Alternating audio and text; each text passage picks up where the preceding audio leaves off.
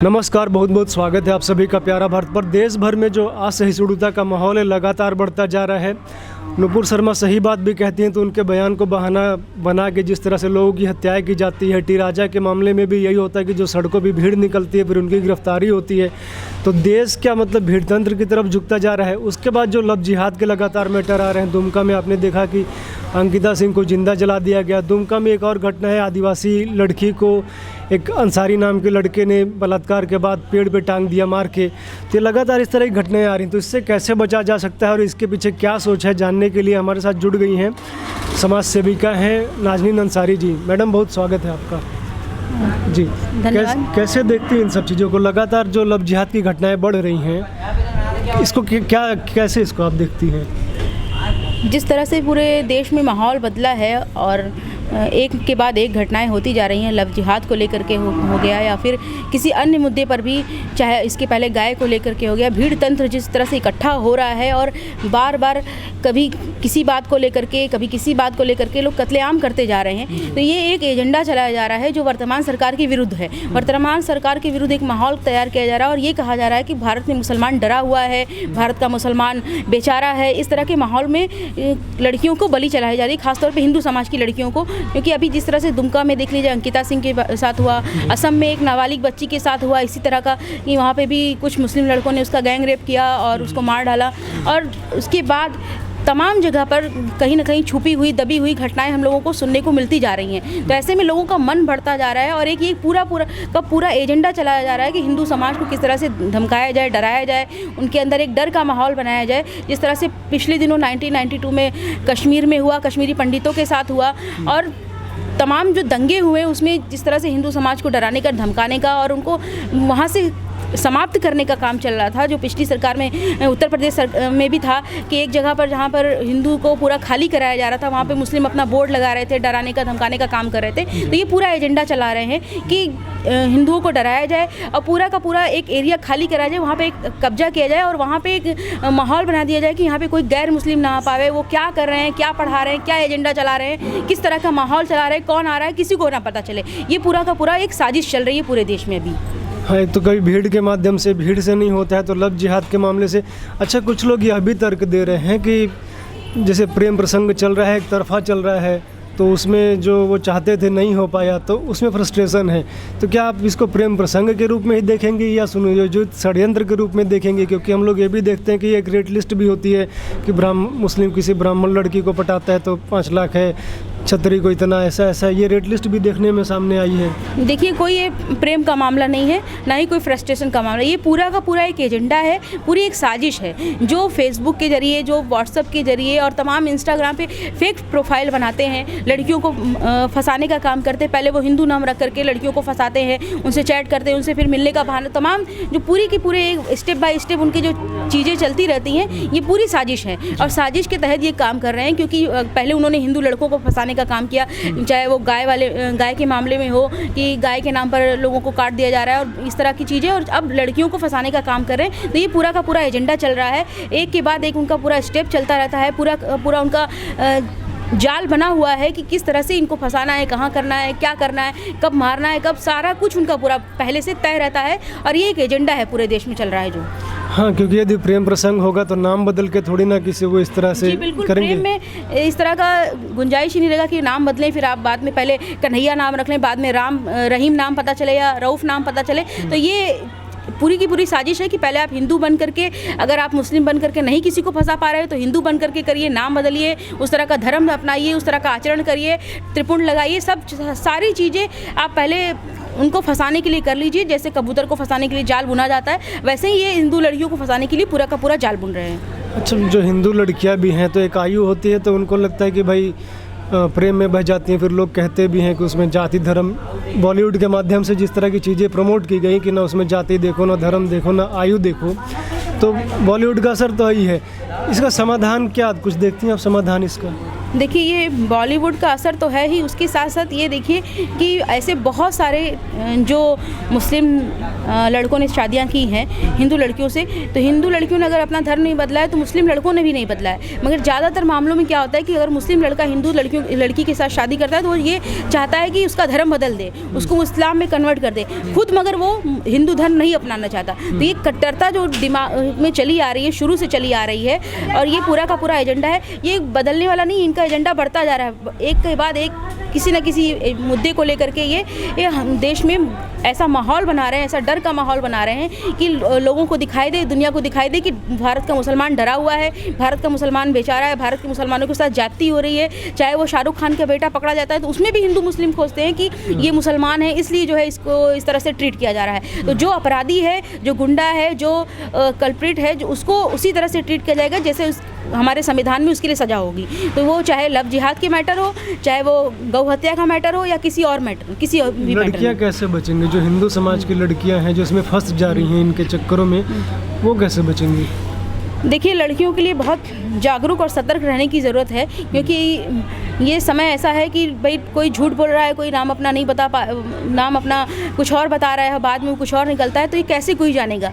ये लड़कियों को सोचने समझने की ज़रूरत है और बहुत अपना दिल दिमाग खोल करके किसी भी फैसले को लेने की ज़रूरत है। क्योंकि आजकल क्या होता है कि हमारे पास इतने सारे हथियार, इतने सारे चीज़ें हैं, मोबाइल के ज़रिए और सोशल मीडिया प्लेटफॉर्म है, उसके ज़रिए लोग हैं जो किसी न किसी उसमें फंस जा रहे हैं। तो लड़कियों को बहुत सतर्क रहने की ज़रूरत है। और अगर कभी कभी क्या होता है कि लड़कियां खुद फंसती नहीं है, ज़बरदस्ती उनको फंसाया जाता है या फिर उनको ज़बरदस्ती उसमें शामिल किया जाता है, तो ऐसे में आसपास के जो लोग हैं, अड़ोस पड़ोस के, उनके भाई बंधु या उनके परिवार के लोग, वो एक अच्छा माहौल दें जिसमें लड़कियां अपनी बात कह सके और किसी भी तरह से ये बार बार एलिगेशन ना करें, तुम ऐसे कर रही होगी तब वो ऐसे कर रहा होगा। तो ये एलिगेशन लगाने का काम बंद करें और लड़कियों को एक अच्छा माहौल दें ताकि वो अपनी बात आपसे, अपने घर वालों से, अपने माता पिता से, अपने भाई बहनों से खुल करके कह सके कि हाँ, उनको ये लड़का परेशान कर रहा है या इस तरह की कोई घटना उनके साथ हो गई है, उससे वो बचा सके उन्हें। तो एक घर में बेहतर माहौल, एक समाज में अच्छा माहौल भी बनाने की ज़रूरत है।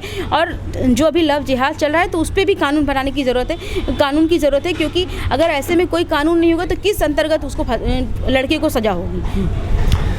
चाहे लव जिहाद के मैटर हो, चाहे आतंकवाद से संबंधित मैटर हो, तो कई मामलों में मदरसों की जो संलिप्तता पाई गई है। नुपुर शर्मा के मामले में भी पाकिस्तान से जो लोग नुपुर शर्मा को मारने के लिए आए आतंकवादी, तो वो मदरसों में उन्होंने शरण ली थी। कमलेश तिवारी की हत्या हुई तो मदरसों में ही उनकी ट्रेनिंग हुई, वहाँ शरण ली, मस्जिदों में। तो ये जो अभी मदरसों पे भी योगी सरकार बोल रहे हैं कि सभी का जो सर्वे होगा, मदरसों का क्या रोल आप देखती हैं, कैसे? देखिए, अभी जो आतंकवादी बनने की घटना हो या किसी पे फतवा जारी करने की घटना हो या किसी ग्रुप का जो है कोई फैसला हो, चाहे CAA NRC को ले लीजिए, चाहे वो अभी बुर्का विवाद को लेकर के ले लीजिए, तो ये सारे जो ग्रुप वाले फैसले होते हैं, चाहे PFI वाले मामले में देख लीजिए, इन सब में मदरसों का कहीं ना कहीं बहुत बड़ा रोल होता है कि इन सारी चीज़ों को वो पनाह देते हैं और इन सारी चीज़ों को वो एक स्ट्रक्चर अपने यहाँ अपनी बिल्डिंग में उसको पनपने का एक अवसर देते हैं। क्योंकि जो टीचर, जो अध्यापक बंगाल से आ रहे हैं, पश्चिम बंगाल से आ रहे हैं या बांग्लादेश से आ रहे हैं या पाकिस्तान से आ रहे हैं, तो वो शरण लेने कहाँ जाते हैं? किसी के घर में नहीं जाते, वो मदरसों में जाकर के शरण लेते हैं। तो ऐसे में मदरसों का बहुत बड़ा रोल है कि वो किस तरह से आतंकवादियों को पैदा कर रहे हैं, किस तरह से देश के विरुद्ध माहौल खड़ा कर रहे हैं। तो ये मदरसों का बहुत बड़ा रोल है इसमें। अच्छा, आप तो मदरसों की जो है मतलब बोर्ड में भी रही हुई हैं, है ना? मतलब क्या बोर्ड था वो? मदरसा शिक्षा परिषद। हाँ, मदरसा शिक्षा परिषद की आप सदस्य भी रही हैं। मदरसों में क्या पढ़ाई होती है?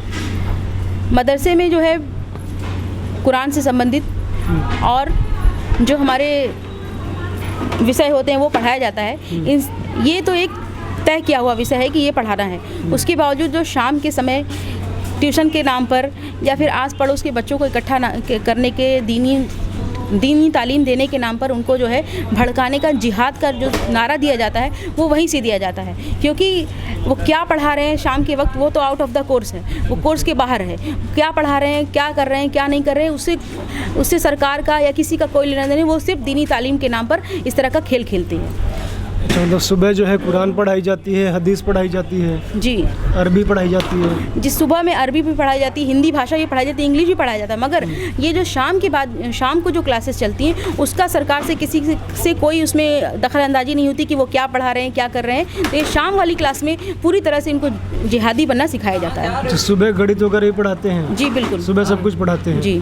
जो ये मान्यता प्राप्त है, जो रजिस्टर्ड है। जी। जो अनरजिस्टर्ड है वो कुछ भी पढ़ाएं। जो अनरजिस्टर्ड है तो उनका कोई मापदंड ही नहीं है कि वो क्या कर रहे हैं, क्या पढ़ा रहे हैं, उनके पास तो कोई मान्यता ही नहीं है, मनमाना कोर्स फैलाते हैं वो लोग।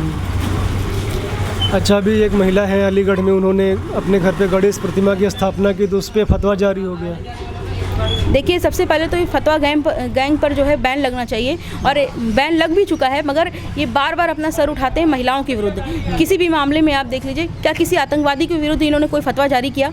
क्या किसी बलात्कारी के विरुद्ध इन्होंने कोई फतवा जारी किया? ये कहते हैं कि आतंकवाद का कोई धर्म नहीं होता। जब वो धर्म नहीं होता तो उसके खिलाफ भी तो फतवा जारी होना चाहिए।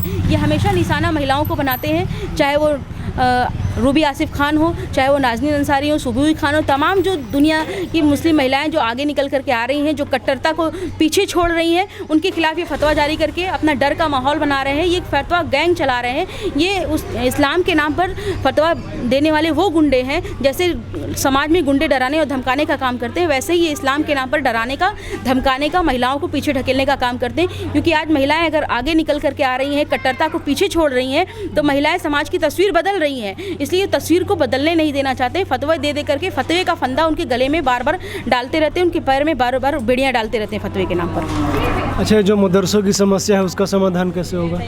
देखिए, मदरसा शिक्षा परिषद के नाम पर एक धार्मिक बोर्ड चलाया जा रहा है, शिक्षा परिषद के नाम पर। क्योंकि आप क्या पढ़ा रहे हैं, क्या नहीं पढ़ा रहे हैं, कोर्स भी आप अपने हिसाब से चला रहे हैं और तमाम चीज़ें जो है वो अपने हिसाब से कर रहे हैं, वो कैसे तय होगा? भाई, आप शिक्षा बोर्ड के नाम पर धार्मिक बोर्ड क्यों चला रहे हैं? जो कोर्स उत्तर प्रदेश शिक्षा परिषद का है, यूपी बोर्ड का है, वही आप चलाइए। फिर ये मदरसे, या तो फिर मदरसे बोर्ड को भंग कर दीजिए, क्योंकि जो वहाँ के शिक्षक हैं वो ना बीएड है, ना कोई और एमएड हैं, वो सिर्फ और सिर्फ इंटर, हाई स्कूल इंटर करके मदरसों में पढ़ाने लगते हैं। तो ऐसे में क्या वो शिक्षा देंगे? और अभी तक आप देख लीजिए मदरसे का रेशियो, कि ना मदरसे से एक अच्छा डॉक्टर निकल के आया, ना एक अच्छा इंजीनियर, ना एक अच्छा साइंटिस्ट, ना एक अच्छा नागरिक। तो ऐसे में मदरसों का क्या रोल हो सकता है? आप ये सोचने की ज़रूरत है। तो बोर्ड भंग कर दे मतलब मदरसे सब बंद कर दे? बिल्कुल, मदरसे को बंद कर देना चाहिए, क्योंकि मदरसे के नाम पर बहुत बड़ा फर्जीवाड़ा चल रहा है, लोगों के भविष्य के साथ खिलवाड़ हो रहा है। मदरसे, जब उत्तर प्रदेश सरकार ने मदरसों को ऑनलाइन किया, पोर्टल बनाया, उनका पोर्टल पर रजिस्ट्रेशन किया, तो वहाँ पर कई ऐसे मदरसे मिले जहाँ पर उनका कोई ढांचा ही नहीं है, और सिर्फ वो ज़मीन पर मदरसे का नाम रख करके चला रहे हैं और मदरसे के टीचर की तनख्वाह ले रहे हैं, सारी कुछ। तो इतना बड़ा फर्जीवाड़ा चलाने का क्या मतलब है? और बच्चों के भविष्य के साथ खिलवाड़ करने का कोई मतलब नहीं है। तो आप बता रहे हैं वहाँ कुरान पढ़ाते हैं, गणित वणित ये सब भी पढ़ाते हैं, तो कुरान तो घर पे ही पढ़ लेंगे? है? जी बिल्कुल, हर घर में कुरान पढ़ाई जाती है और हर माता पिता अपने बच्चों को कुरान पढ़ा सकता है। और बाकी गणित वणित पढ़ना है, और उसके लिए तो सीबीएसई बोर्ड है, यूपी बोर्ड है, तमाम स्कूल, कॉलेज, कॉन्वेंट स्कूल खुले हुए हैं, तमाम इंग्लिश मीडियम स्कूल खुले हैं। हमारे गवर्नमेंट के कितने अच्छे अच्छे स्कूल हैं जहाँ पर अच्छी पढ़ाई हो रही है, तो वहाँ पर भी बच्चे जाकर के इस तरह की पढ़ाई कर सकते हैं। तो मदरसे चल ही क्यों रहे हैं? मतलब कोई औचित्य नहीं है तब तो? जी बिल्कुल, ये पिछली सरकारों का मुसलमानों को खुश करने के लिए एक एजेंडे के तहत मदरसा चलाया जा रहा है, ताकि जो अपना जो उद्देश्य है वो पूरा कर सके, राष्ट्र विरोधी गतिविधियाँ उसमें चल सके। जी, है ना। बहुत बहुत धन्यवाद मैम आपका हमसे बात करने के लिए। आप लोग जुड़े रहिए, देखते रहिए प्यारा भारत। धन्यवाद आप सभी को।